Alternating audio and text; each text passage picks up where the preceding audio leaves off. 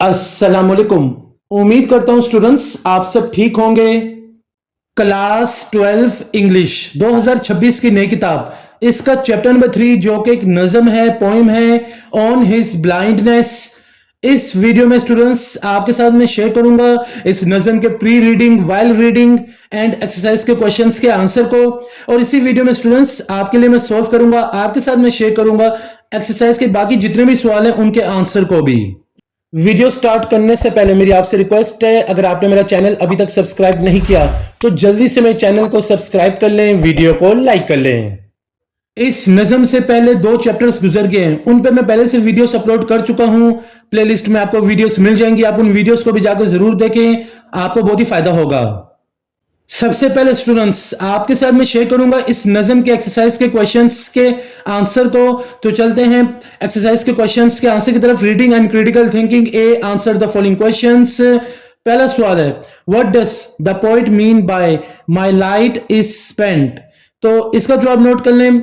The phrase my light is spent means that the poet has lost his eyesight, he is blind and can no longer C.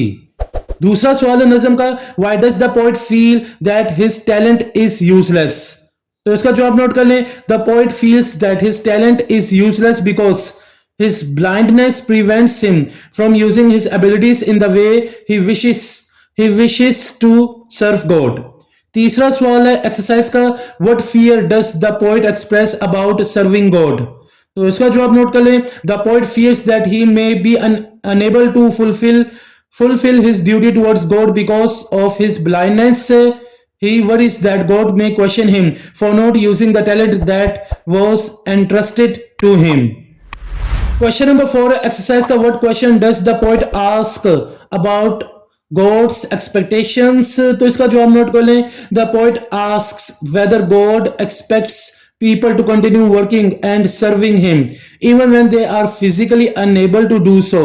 He wonders if God demands labor from those who have been deprived of important abilities like sight. Question number 5 exercise का, who answers the poet's doubt in the poem। तो इसका answer note कर लें। The poet's doubt is answered by patience, which reminds him that God does not need human work but values faithful obedience. Question number 6 exercise का है, what is meant by bear his mild yoke। तो इसका answer note कर लें। The phrase bear his mild yoke means to accept God's will and responsibilities with patience, humility and obedience. It suggests willingly submitting to God's guidance without complaint.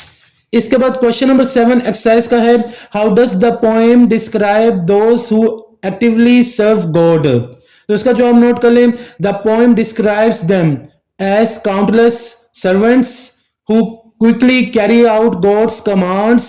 They travel across land and sea without rest, always ready to fulfill his wishes and perform their duties faithfully.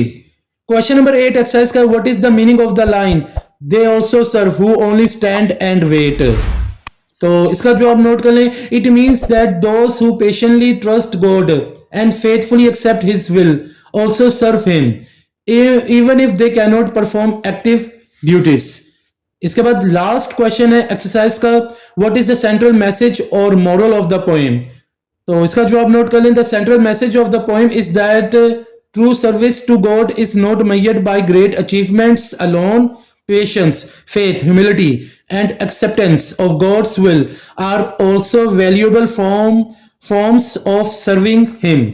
तो यहां आकर exercise के questions के answer complete हो जाते हैं। उम्मीद करता हूं आपने सब सवालों के जवाब नोट कर लिए होंगे।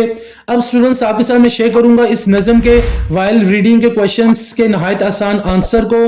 तो चलते हैं पहले सवाल की तरफ। जैसे कि आप देख सकते हैं, why does the poet feel worried about his talent in these lines.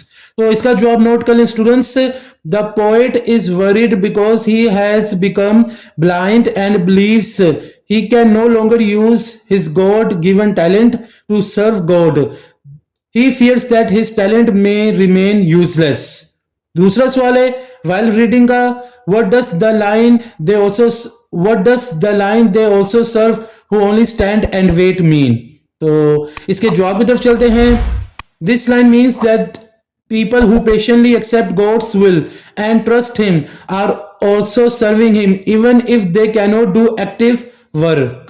तो यहां आकर इस नज्म के वाइल रीडिंग के भी क्वेश्चंस के आंसर कंप्लीट हो जाते हैं। उम्मीद करता हूं आपने इसे भी नोट कर लिया होगा। तो अब चलते हैं स्टूडेंट्स इस नज्म के प्री रीडिंग के क्वेश्चंस के आंसर की तरफ। तो पहला सवाल है प्री रीडिंग का, how would you feel if you suddenly lost an important ability such as sight and how might it affect your goals in life। तो इसका जवाब नोट कर लें स्टूडेंट्स। जैसे कि आप देख सकते हैं, if I suddenly lost my eyesight I would feel shocked, sad and worried about my future।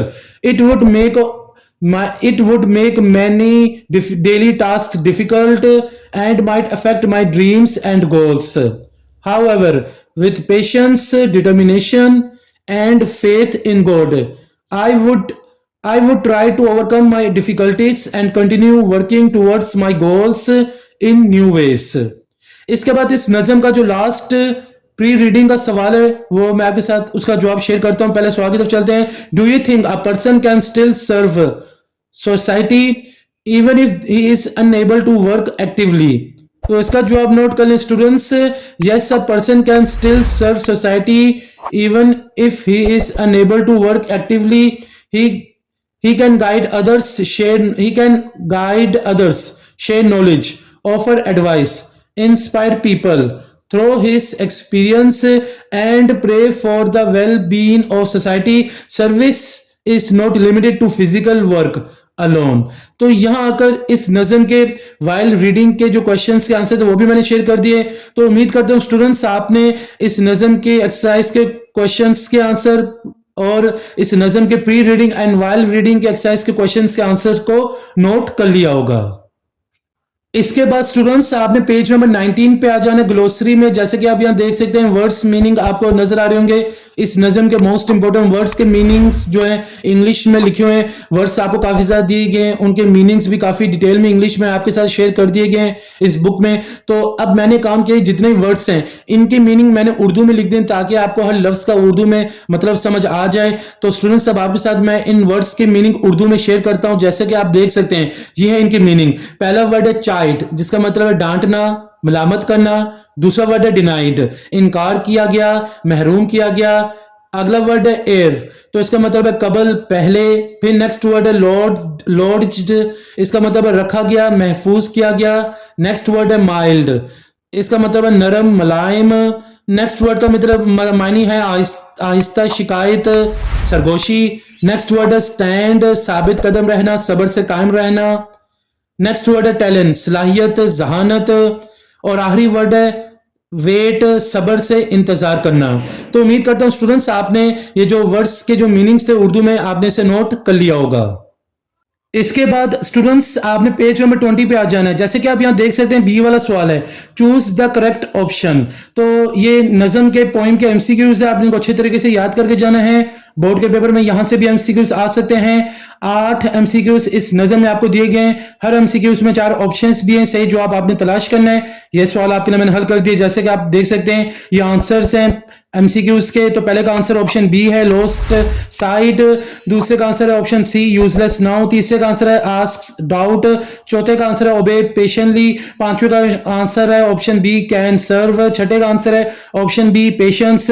सातवें का आंसर ऑप्शन है अर्ली लाइफ। जबकि आखिरी एमसीक्यूज 8वें का आंसर ऑप्शन बी है पेशेंट सर्विस।